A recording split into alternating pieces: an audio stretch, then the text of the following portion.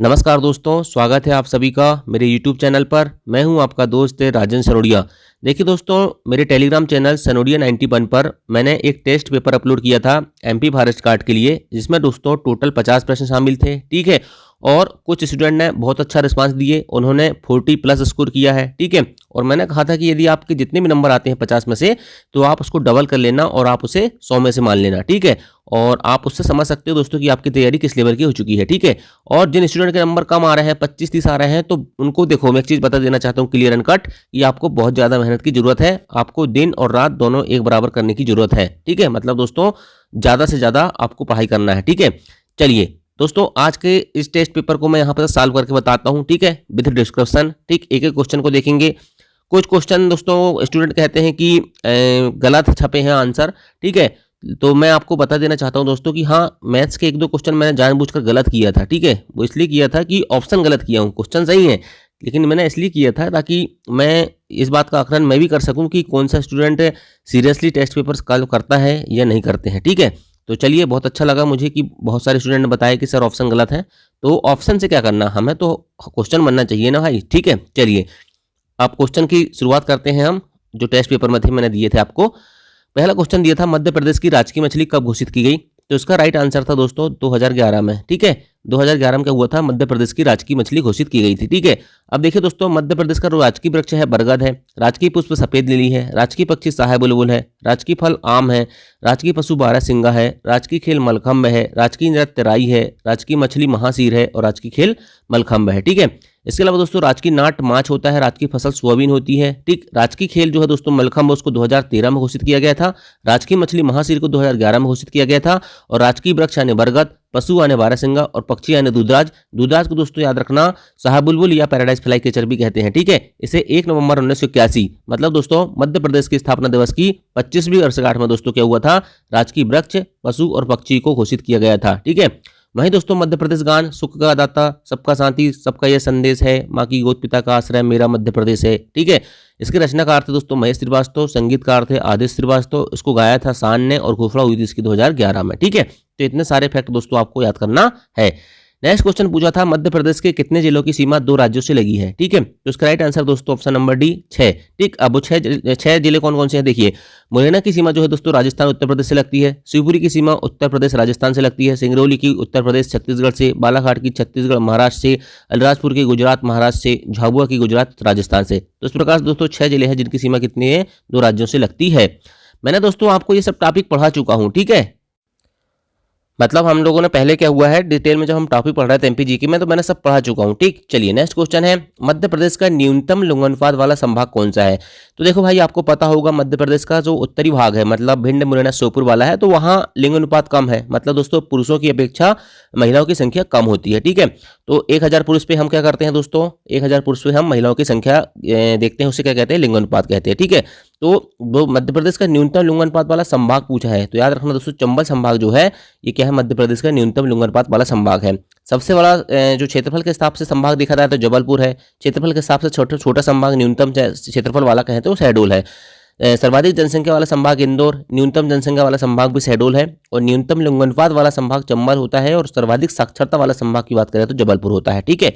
चलिए, next question था, मध्य प्रदेश के 52वें जिले निवाड़ी का गठन कब किया गया था? तो याद रखना 1 अक्टूबर 2018 को दोस्तों मध्य प्रदेश का 52वां जिला निवाड़ी बना था, टीकमगढ़ से अलग होकर। ठीक है। चलिए, अब देखिए दोस्तों, 25 जनवरी 1972 को क्या हुआ था, भोपाल और राजनांदगांव बने थे 2 जिले। ठीक है। मई 1998 में 10 जिले बने थे, जिसमें से 4 बड़वानी, श्योपुर, कटनी, डिंडोरी वर्तमान मध्य प्रदेश में स्थित है। जून 1998 में दोस्तों 6 जिले फिर बनते हैं, हरदा, उमरिया, नीमच। ठीक है। और 3 जिले जो है दोस्तों वो छत्तीसगढ़ में चलेगा। ठीक है। 15 अगस्त 2003 को दोस्तों 3 जिले फिर बनते हैं, बुरहानपुर, अशोकनगर, अनूपपुर। 17 मई 2008 को दोस्तों अलीराजपुर बना, और 24 मई 2008 को सिंगरौली बना। ठीक है। याद रखना, अलीराजपुर 49वां जिला था और सिंगरौली 50वां जिला था, ये भी पूछा जाता है। ठीक है। 16 अगस्त 2013 को दोस्तों आगरमालवा बना था, शाजापुर से अलग होकर। ठीक है। तो कई किताबों में 15 अगस्त भी लिखा रहता है, आप 15-16 जो मानना मान लो। ठीक है। इसके अलावा दोस्तों 1 अक्टूबर 2018 को निवाड़ी बना है, टीकमगढ़ से अलग होकर। ये मध्य प्रदेश का नवीनतम या 52वां जिला है। नेक्स्ट क्वेश्चन था, बुंदेलखंड पठार की सबसे ऊंची चोटी कौन सी है? ठीक है। तो देखिए भाई, बुंदेलखंड पठार की सबसे ऊंची चोटी कौन सी है? सिद्ध बाबा है। ठीक है, कौन सी है? सिद्ध बाबा। देखो, बुंदेलखंड पठार की जो सबसे ऊंची चोटी सिद्ध बाबा है और दतिया जिले में स्थित है और उसकी ऊंचाई जो है 1172 मीटर है। वहीं मालवा के पठार की बात करें दोस्तों, सबसे ऊंची चोटी है सिगार। ठीक है, जाना पाओ धजारी भी है इसमें। ठीक है, लेकिन सबसे ऊंची की बात करें तो सिगार इंदौर में स्थित है और 881 मीटर है इसकी ऊंचाई। ठीक है, रीवा पन्ना का पठार की सबसे ऊंची चोटी दोस्तों गुडविल चोटी है, इसे सधवाना चोटी भी कहते हैं, दमोह जिले में स्थित है और 752 मीटर इसकी ऊंचाई है। ठीक है, मध्य प्रदेश की सबसे ऊंची चोटी की बात करें धूपगढ़ 1350 मीटर, पचमढ़ी होशंगाबाद जिले में स्थित है। ठीक, चलिए नेक्स्ट क्वेश्चन। मध्य प्रदेश में कोयला कौन सी चट्टान पाया जाता है? तो गोंडवाना चट्टान में मध्य प्रदेश में कोयला पाया जाता है। ठीक है, देखिए दोस्तों, मैग्नीज जो है ना धारवाड़ चट्टान में पाया जाता है, कोयला गोंडवाना चट्टान पाया जाता है, हीरा कड़प्पा चट्टान पाया जाता है और चूना पत्थर बिंधन चट्टान पाया जाता है। अगर जिलों की बात करूं तो मैग्नीज जो है धारवाड़ जैसे बालाघाट। ठीक है, कोयला की बात करूं दोस्तों गोंडवाना चट्टान। ठीक है, तो ये बैतूल साइड का जो एरिया हो गया। ठीक है, जहां बहुत सारी जगह जहाँ कोयला पाया जाता है मध्य प्रदेश में। ठीक है, तो मोहपानी क्षेत्र जो आपने सुना होगा, तो ये गोंडवाना चट्टान है। हीरा कड़प्पा चट्टान पन्ना जिला प्रसिद्ध है इसके लिए। ठीक है, आपने सुना होगा। चूना पत्थर बिंधन चट्टान है, जैसे जबलपुर साइड का जो एरिया दोस्तों वहाँ चट्टान और चूना पत्थर मिलता है। नेक्स्ट क्वेश्चन है, मध्य प्रदेश की नदियों की लंबाई का सही क्रम है। तो कुछ स्टूडेंट ये कह रहे हैं कि सर ये क्वेश्चन गलत है। ठीक है, कैसे गलत हो जाएगा भाई? देखो, इसमें आपको समझना ये था कि सबसे पहले बड़ी नदी का नाम लिखना है आपको, फिर उसके बाद उससे छोटी लंबाई के अनुसार। ठीक है, उसके बाद उसके छोटी उससे छोटी। ठीक है, तो देखो चंबल, सोन, ताप्ती, बेतवा, है ना। तो स्टूडेंट क्या कर रहे हैं, नर्मदा देख रहे हैं ना, इसके बाद ये नर्मदा देखते हैं और ये वाले ऑप्शन देखते हैं, लेकिन वो सोचते हैं कि ये दोनों गलत लिखे हुए हैं। ठीक, लेकिन वो ये नहीं देखते हैं कि ये पहला ऑप्शन जिसमें चंबल, ठीक है, अरे भाई नाम नहीं दिया हुआ है, लेकिन चंबल तो सबसे बड़ी नदी है ना। चंबल के बाद सोन है, फिर ताप्ती, फिर बेतवा है, तो क्या दिक्कत इसमें? देखो इसमें समझ में जाएगा आपको, है ना। नर्मदा की लंबाई 1312 किलोमीटर है, चंबल की 965, सोन की 780, ताप्ती की 724 और बेतवा की 590। तो ये दिए हुए नाम चंबल, सोन, ताप्ती, बेतवा। अगर वहां नर्मदा पहले दे दिया है लेकिन बेतवा, सोन आगे पीछे कर दिया इनको, तो उससे तो क्वेश्चन गलत हो जाएगा ना, ऑप्शन गलत हो जाएंगे। ठीक है, याद रखना चंबल, सोन, ताप्ती, बेतवा, ये राइट आंसर होगा, है ना। नेक्स्ट क्वेश्चन है, गांगुल पारा जलप्रपात किस नदी पर स्थित है? तो ये भैया बैनगंगा नदी पर स्थित है। ठीक है, बैनगंगा नदी हमारे सिवनी जिले से निकलती है। ठीक है, मुंडारा नामक स्थान से। तो देखो, कपिल धारा जलप्रपात, दूध धारा जलप्रपात, दुर्गा धारा, लक्ष्मण धारा, दर्दी, मानधाता, सहस्त्र धारा, धुआधार, ये सब नर्मदा नदी पर स्थित है। पाताल पानी, झाड़ीदास, शीतला माता, चूलिया, ये चंबल नदी पर स्थित है। रनेह जलप्रपात, गाथा, गांडो, ये केन नदी पर स्थित है। पूर्व जलप्रपात टोंस नदी पर स्थित है। ठीक है, और जो अपना कौन सा था गांगुल पारा, ये बैनगंगा नदी पर स्थित है। हनुमान ताल किस स्थान पर स्थित है भाई? तो जबलपुर में स्थित हनुमान ताल। ठीक, ये झील है एक प्रकार की, है ना। तो देखो, सांक सागर, माधव सागर, जाधव सागर, ये तीनों झील शिवपुरी में स्थित है। लाख बंजारा झील सागर में, भोजताल भोपाल में, सिरपुर और यशवंत सागर इंदौर में है। मुंज सागर, कपूर सागर मांडूधार में है। चिड़ीखो जो है दोस्तों नरसिंहगढ़ राजगढ़ में है। हनुमान ताल जबलपुर में है। ठीक, सारी चीज आपको पता होना चाहिए, है ना। कॉर्न सिटी किसे कहते हैं? कॉर्न मतलब क्या होता है? मक्का, खाते हैं ना मक्का, मक्का कहते हैं कॉर्न। सबसे ज्यादा मक्का कहाँ होता है? छिंदवाड़ा में। तो छिंदवाड़ा को क्या कहेंगे? कॉर्न सिटी कहेंगे ना।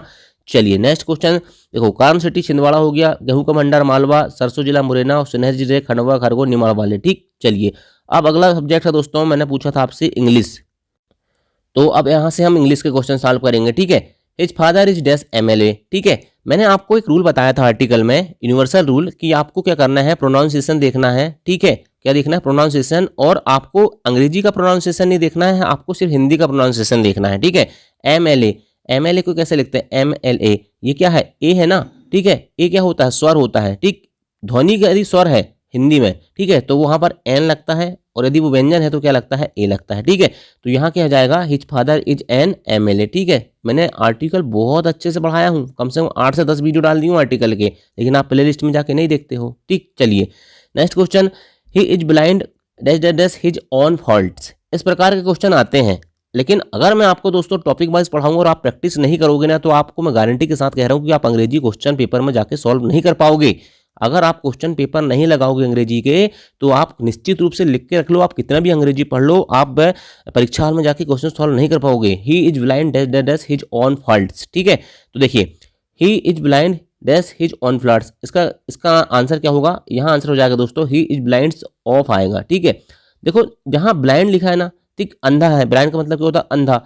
हिज ऑन फॉल्ट्स, लेकिन दोस्तों यहाँ ये नहीं लिखा उसने कि कौन सी आंख से फॉल्ट है, दाहिनी आंख से है या बाईं आंख से। ठीक है, यदि कोई व्यक्ति अंधा है तो ब्लाइंड के साथ हमेशा ऑफ का यूज होता है, ये बात आपको याद रखना है। ठीक है, और यदि दोस्तों मान के चलो हम कहते हैं ना कि वो तो अंधा हो गया, उसे कुछ नहीं दिखाई दे रहा है, ठीक, मतलब कोई व्यक्ति किसी बात से या कोई गलती से अनजान होता है दोस्तों, तो वहाँ पर ब्लाइंड के साथ टू का उपयोग आता है। किसका साथ उपयोग होता है? ब्लाइंड के साथ टू का, जब कोई व्यक्ति कोई अनजान या गलती से अनभिज्ञ रहता है। ठीक है, और अगर दोस्तों कोई कह दे कि अंधा तो है लेकिन उसकी दाहिनी आंख से है, यानी कि लेफ्ट से, राइट से कुछ भी आंख से यदि वो अंधा है, ठीक है, तो वहां पर दोस्तों फिर एक चीज और याद रखना, वहां इन का उपयोग होता है। किसका उपयोग होता है? इन का उपयोग होता है, ठीक।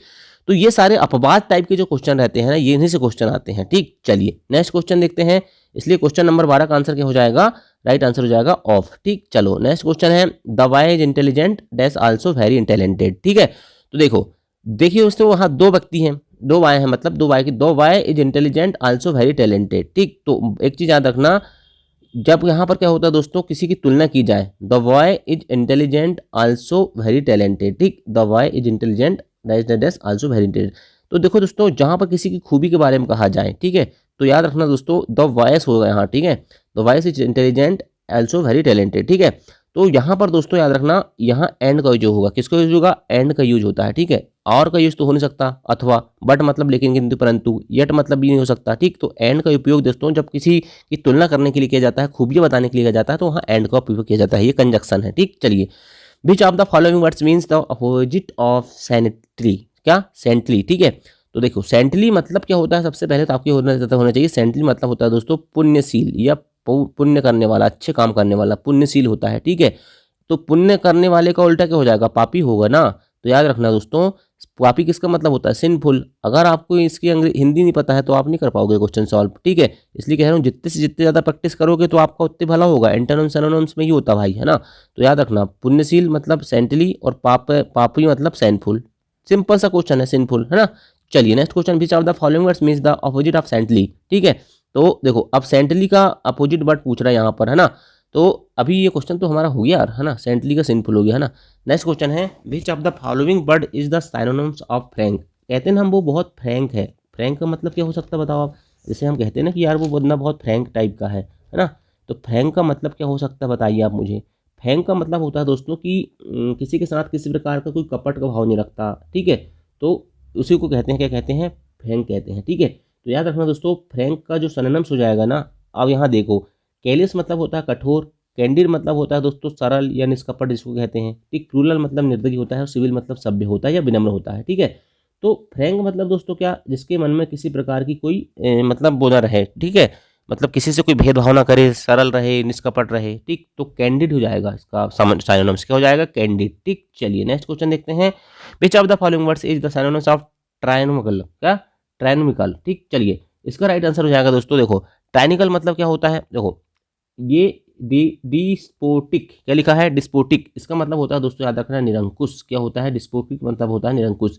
इनह्यूमैन, इनह्यूमैन मतलब इसके अंदर ह्यूमैनिटी नहीं है, मतलब दानवता है वो, क्या है वो? निर्दयी होता है, ठीक है। इसके अलावा दोस्तों तीसरा लिखा हुआ है अनसिविलाइज्ड, मतलब असभ्य होगा, ठीक है। और क्रूरल मतलब जो निर्दयी होता है। तो देखो यहाँ क्या पूछ रहा है? सिनोनिम्स पूछ रहा है, मतलब पर्यायवाची शब्द पूछ रहा है, ठीक है। तो ट्रानिकल, ठीक है, ट्राइनिकल, थोड़ा प्रोनाउंसिएशन में मुझे प्रॉब्लम हो रही है, ट्राइनिकल, है ना। तो इसका क्या हो जाएगा? तो देखो यहाँ पर इसका मतलब होगा दोस्तों, जो बहुत ज़्यादा क्या होता है? निर्दयता होती है ना, जिसके अंदर बहुत ज़्यादा दैत्यता भरी रहती है, उसका मतलब होता है ये टायरानिकल, ठीक है। तो देखो यहाँ पर दोस्तों याद रखना, इनह्यूमैन मतलब भी निर्दयी हो रहा है, और क्रूअल मतलब भी निर्दयी हो रहा है, ठीक। इसलिए इसका राइट आंसर दोस्तों बी और डी दोनों होगा। क्या होगा? बी और डी दोनों होंगे, ठीक है। लेकिन दोस्तों आपको ज़्यादा से ज़्यादा इंपॉर्टेंट यदि आपको माना जाए तो इनह्यूमैन को मानना है, ठीक। किसको मानना है? इनह्यूमैन को, ठीक है। चलिए नेक्स्ट क्वेश्चन देखते हैं, विच ऑफ द फॉलोइंग, लेकिन यहाँ यदि किसी ने इनह्यूमैन या क्रूरल लगाया होगा तो आप दोनों सही मान लेना, क्योंकि व्यापम ने इसका आंसर दोनों सही माना था, ठीक। चलिए, विच of the following words is the antonyms of traitor? Traitor का मतलब आप समझते होंगे, आतंकवादी या देशद्रोही जिसे कहते हैं। तो इसका मतलब क्या होगा? सिंपल से इसका एंटोनिम्स पूछ रहा है, अपोजिट वर्ड पूछ रहा है, तो क्या हो जाएगा बताइए। ट्रेटर का मतलब देशद्रोही होता है, तो देशद्रोही का मतलब उल्टा क्या हो जाएगा? देशभक्त। तो पैट्रियोट क्या होता है? देशभक्त कहलाता है। क्या कहलाता है? देशभक्त। सोल्जर मतलब सिपाही होता है, सिटीजन मतलब नागरिक होता है, सेंट्री मतलब क्या होता है दोस्तों? बताना आप, क्या होता है सेंट्री मतलब? आप बताना मुझे, ठीक है। चलिए नेक्स्ट क्वेश्चन देखते हैं, a person who has a sophisticated charm, ठीक। A person who is a sophisticated charm, one word substitution का क्वेश्चन है, एक शब्द बताना है, ठीक है। तो इसका राइट आंसर हो जाएगा दोस्तों, क्या हो जाएगा?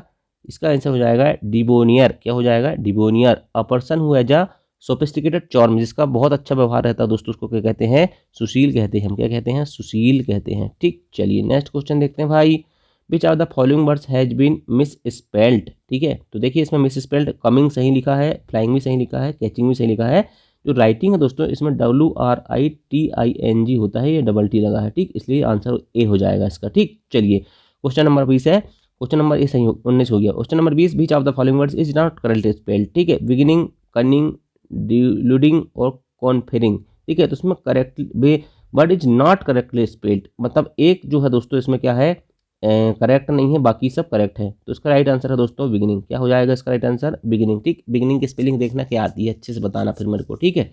चलिए नेक्स्ट क्वेश्चन देखते हैं, ध्वनि किसका रूप है, ठीक। तो देखिए दोस्तों ये साइंस चालू हो गई अब यहाँ से, ठीक है।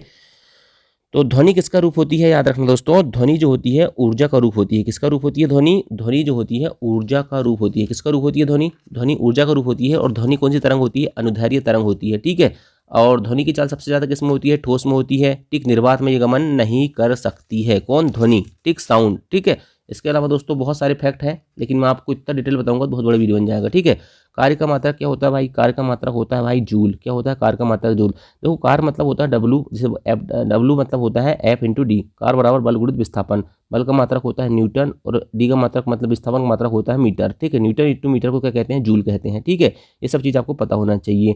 नेक्स्ट क्वेश्चन, किसी वस्तु का चंद्रमा पर भार उसका भार का कितना गुना होता है। मैंने कई बार बता दिया कि जो चंद्रमा का भार होता है दोस्तों, ठीक, चंद्रमा पर किसी वस्तु का भार 1/6 कम होता है। क्यों, क्योंकि वहाँ दोस्तों जो चंद्रमा की रेडियस होती है ना वो बहुत कम होती है पृथ्वी की तुलना में, ठीक, इसलिए जो जी होता है मतलब गुरुत्वीय त्वरण होता है उसका मान थोड़ा कम होता है, ठीक। चलिए नेक्स्ट क्वेश्चन, लाइकेन प्रदर्शित करता है कवक और शैवाल में सहजीविता। ये क्वेश्चन को तो आपको कई बार, मेरे को लगता है बहन ने इस क्वेश्चन को 15 बार करवा दिया होगा, ठीक। चलिए नेक्स्ट क्वेश्चन देखते हैं, प्रोटीन संश्लेषण स्थल क्या होता है, राइबोसोम होता है। क्या होता है, रूबिसोम। ये सब पढ़ा चुका हूं मैंने, है ना। चलिए ध्वनिक प्रबलता किस पर निर्भर करती है, ध्वनिक प्रबलता आयाम पर निर्भर करती है, ठीक है। किस पर निर्भर करती है, आयाम पर निर्भर करती है। गुणसूत्र का कौन सा संयोजन बच्चे के लिंग निर्धारण करता है, तो एक्स वाई करता है, सिंपल सा क्वेश्चन है, एक्स वाई करता है, ठीक है। चलिए नेक्स्ट क्वेश्चन देखते हैं, गतिशील सतह के लुब्रिकेशन से क्या होगा, गतिशील सतह के लुब्रिकेशन मतलब चिकनाहट, ठीक है, तो इससे क्या होता है, घर्षण कम होता है ना भाई, ठीक। चलिए नेक्स्ट क्वेश्चन देखते हैं भाई, जल का क्वथनांक निम्न के कारण होता है। ये क्वेश्चन पढ़ा चुका हूँ, हाइड्रोजन बंध, ठीक है। जल का जो उच्च क्वथनांक होता है वो हाइड्रोजन बंध के कारण होता है, ठीक है, इसलिए वो पानी 100 डिग्री सेंटीग्रेड पर उबलता है। वातावरण में कार्बन डाइऑक्साइड तथा ऑक्सीजन संतुलित होता है, किससे होता है, प्रकाश संश्लेषण की क्रिया द्वारा होता है ना। क्या होता है, पौधे क्या करते हैं, कार्बन डाइऑक्साइड लेते हैं और ऑक्सीजन छोड़ते हैं ना, इसलिए क्या हो रहा है, वहाँ दोनों का बैलेंस हो रहा है, ठीक। चलिए नेक्स्ट क्वेश्चन देखते हैं भाई, अब यहाँ से स्टार्ट होगी हमारी हिंदी। क्या स्टार्ट हो गई, हिंदी, ठीक है। बहुत अच्छे क्वेश्चन हिंदी के मैं मानता हूँ, ठीक है।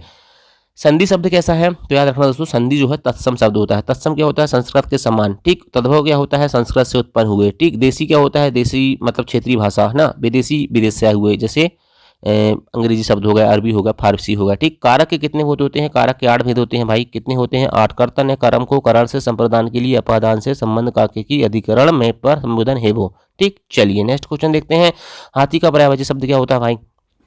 तो इस प्रकार के क्वेश्चन में ना आप ना वहां पर दिक्कत में फंसोगे, ठीक है। तो हाथी का पर्यायवाची शब्द होता है नाग। क्या होता है, हाथी का पर्यायवाची शब्द नाग होता है, ठीक। चलिए नेक्स्ट क्वेश्चन देखते हैं भाई, एकाधिकार का विलोम शब्द क्या होता है, चलो बताओ। एकाधिकार का विलोम शब्द क्या होता है, चलो बताओ आप खुद एक बार, जिसने टेस्ट नहीं किया होगा बताओ, एकाधार का विलोम शब्द क्या होता है, ठीक। बहुत इजी क्वेश्चन है, अनेकाधिकार, सर्वाधिकार, प्राधिकार, परमाधिकार। तो देखो आप ये दो को तो क्या कर दोगे, यहाँ रिजेक्ट कर दोगे। अनेकाधिकार और सर्वाधिकार में क्या होगा, देखो एकाधिकार का विलोम होता है सर्व अधिकार, अनेक का अधिकार नहीं, सभी का अधिकार होता है, ठीक। चलिए नेक्स्ट क्वेश्चन देखते हैं, अभिज्ञ का अर्थ होता है जानने वाला, ना जानने वाला, कम जानने वाला, इनमें से कोई नहीं। इस प्रकार के क्वेश्चन में आप एग्जाम हॉल में कंफ्यूज होते हैं, इसलिए कहता हूं टेस्ट लगाओ, ठीक है। तो याद रखना दोस्तों, अभिज्ञ का अर्थ क्या होता है, जानने वाला। क्या होता है, जानने वाला जो होता है, अभिज्ञ का अर्थ होता है। और अनभिज्ञ का मतलब होता है नहीं जानने वाला, ठीक। अभिज्ञ मतलब होता है जानने वाला, ठीक। चलिए नेक्स्ट क्वेश्चन, भारत के समभारत है वाक्य में कौन सा अलंकार है, ठीक है। भारत के समभारत में दोस्तों कौन सा अलंकार हो जाएगा, अनन्वय अलंकार हो जाएगा, ठीक। अलंकार मैंने सब पढ़ा चुका हूं, ठीक है। चलिए संचारी भाव की संख्या कितनी है, ये बताने की बात नहीं है, 33 होते हैं। इस क्वेश्चन को आपको 33 संचारी भाव को याद करने की जरूरत नहीं कि कौन कौन से होते हैं, 33 याद रख लीजिए, बहुत है। सावधानी में कौन सा प्रत्यय होता है भाई, सावधानी में देखो भाई कौन सा प्रत्यय होगा सावधानी में, सावधान धन ई, बड़ी की मात्रा लग रही तो बड़ा ई हो जाएगा, ठीक है। चलिए नेक्स्ट क्वेश्चन देखते हैं, यार अलावा किस वर्ग के व्यंजन है, तो भाई मैंने कितने बार बता चुका हूं कि अंतस्थ व्यंजन होते हैं। कौन से व्यंजन होते हैं, अंतस्थ व्यंजन होते हैं, ठीक। चलिए नेक्स्ट क्वेश्चन देखते हैं भाई, शुद्ध वर्तनी नहीं है, तो नवाब सही लिखा है, पूर्वी सही लिखा है, व्यथा लिखा है, वन सही लिखा है, क्या नहीं लिखा, वन लिखते हैं ऐसा, है ना। यहाँ बकरी का लिखा हुआ है, इसलिए आंसर हो जाएगा ऑप्शन नंबर डी, ठीक है। वन कैसे लिखते हैं, वन लिखते हैं ना, वन है, वन है, यहाँ बकरी का लगा देखो, इसलिए गलत हो जाएगा। चलो नेक्स्ट क्वेश्चन देखते हैं भाई, अब यहाँ से गणित स्टार्ट हो रही है और गणित को दोस्तों हम चलेंगे। चलिए दोस्तों अब करते हैं हम मैथमेटिक्स सवाल। 120 से 248 तक की समस्त सम संख्याओं का औसत क्या होगा। मैंने दोस्तों आपको बताया था कि जब भी कभी ऐसा क्वेश्चन आए जिसमें अंतराल सेम दिया हो, ठीक है, क्या दिया हो, अंतराल सेम दिया हो और औसत निकालना हो दोस्तों, तो क्या करते हैं, प्रथम संख्या धन अंतिम संख्या बटे 2 कर देते हैं। ठीक है, तो प्रथम संख्या क्या हो जाएगी, कहने का मतलब दोस्तों 120 सम संख्या को होगी, इसके बाद 122 आएगी, फिर 124 आएगी और लास्ट दास तक कहाँ जाएगी, 248 तक जाएगी। मतलब दोस्तों सबके बीच में अंतराल क्या होगा, सेम होगा, 2 का अंतर आएगा, इसलिए प्रथम संख्या और लास्ट संख्या को जोड़ के 2 का भाग दे देंगे। ठीक है, तो 120 धन 248 बटे 2 कितना हो जाएगा, देखो 120 और 248 और 2 कितना हो गया, ये हो जाएगा 8। ठीक है, ये हो जाएगा 4 और 2 6।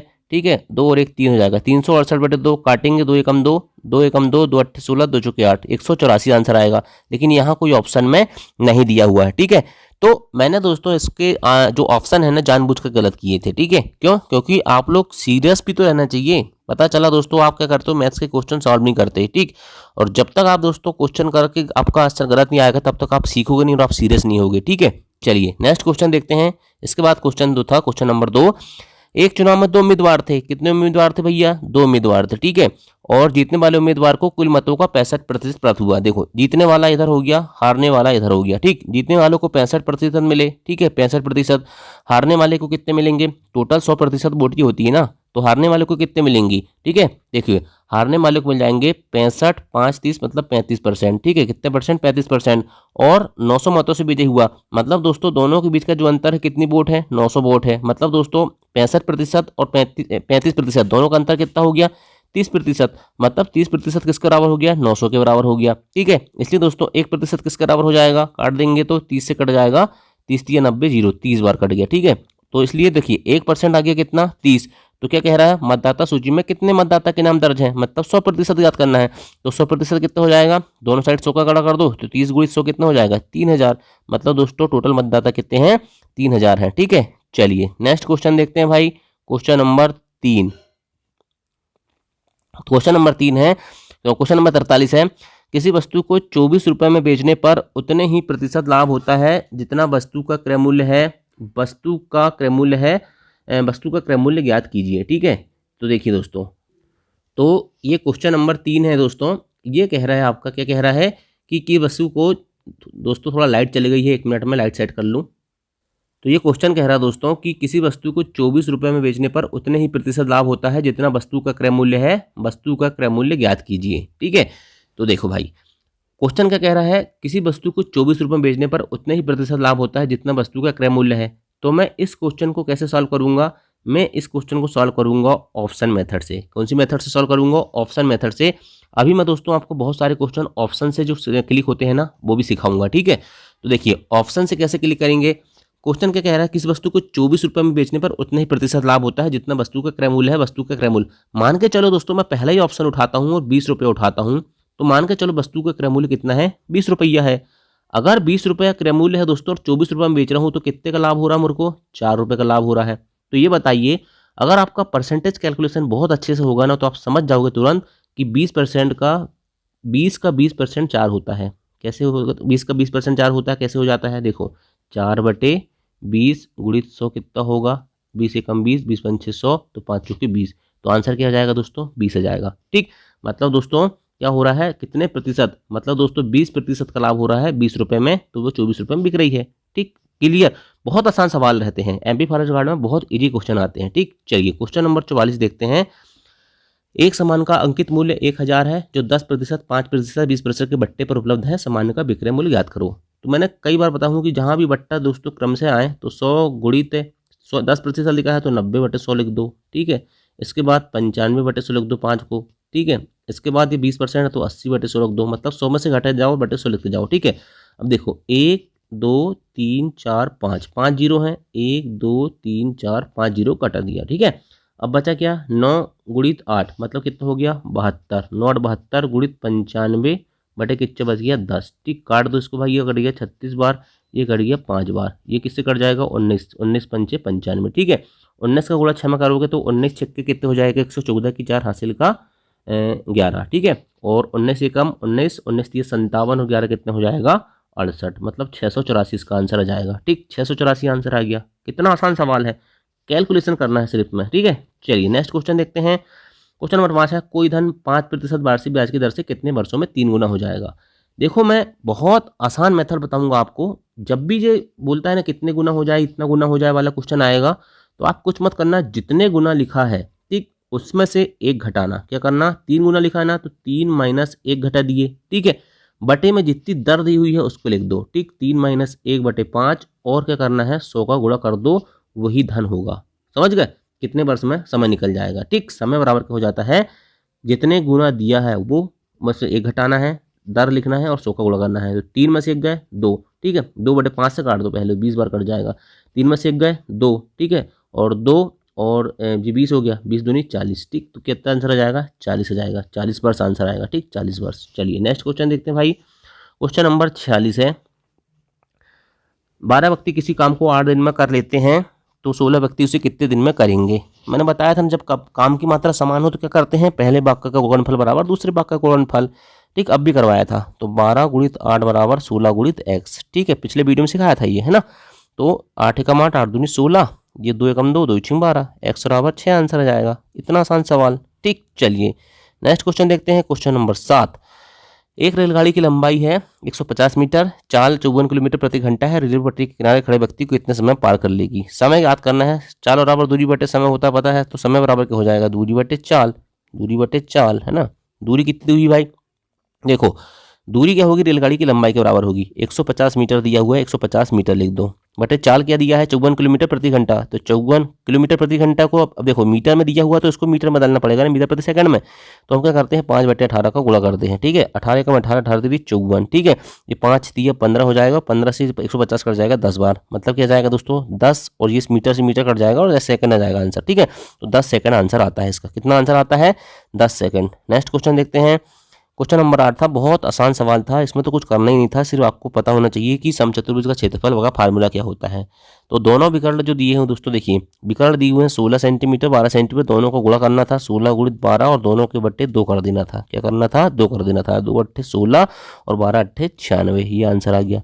कैलकुलेशन से भी क्वेश्चन आते हैं एमपीआरएस में। ठीक, चलिए क्वेश्चन नंबर 9 था, मतलब 49 था, दो संख्याओं का योग 40 और अंतर 14 है। ठीक, देखिए दो संख्या मान के चलो दोस्तों, वो दो संख्या कौन सी थी मान के चलो, विलोपन विधि से करते हैं। x प्लस वाई बराबर 40 और अंतर था x माइनस वाई बराबर 14। ठीक है, दोनों को जोड़ेंगे तो ये कट जाएगा, 2x बराबर हो जाएगा 40 और 14 कितना हो जाएगा 54। ठीक है, x बराबर कितना जाएगा 27। ठीक, इसके अलावा दोस्तों हमें y भी याद करना है, यहाँ रख देंगे वैल्यू, तो 27 धन y बराबर कितना हो जाएगा 40, तो y बराबर आ जाएगा 13। ठीक, क्वेश्चन के पूछना बड़ी संख्या 27 आएगी, तो यहाँ ऑप्शन नहीं दिए थे। ठीक, तो ठीक है कोई दिक्कत नहीं, आपको उसका बोनस अंक दिया जाएगा ना भैया।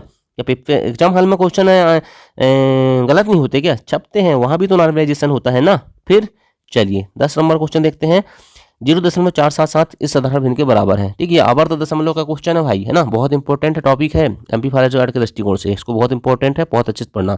जब भी ऐसा क्वेश्चन आए, मतलब क्वेश्चन क्या कह रहा है दोस्तों कि 0.4 लिखा है, उसके बाद 7 की आवृत्ति हुई है बार बार, तो 7 की आवृत्ति हुई मतलब दोस्तों 7 के ऊपर हम ऐसा बार रेखा खींच देते हैं। ठीक है, तो इसको सिंपल सा कुछ नहीं करते हैं, हम क्या करते हैं इसको, देखिए यहाँ क्या लिखा है 0.47, मतलब दशमलव के नीचे क्या लिखेंगे 100 लिखेंगे ना, तो 100 माइनस 47 कर दो। ठीक है, और 100 में से दोस्तों देखो यहाँ पर क्या घटाएंगे हम, 10 घटा देंगे, 100 में से 10 घटा देंगे बटे 90 लिख देते हैं। ठीक, अगर यहाँ मान के चलो दोस्तों एक जीरो और रहता या एक कोई संख्या रहती तो यहाँ हम 900 करते। ठीक है, तो यही इसकी मेथड है। ठीक, 100 माइनस 47 कितने हो गए, 100 माइनस 47 43 बटे 90।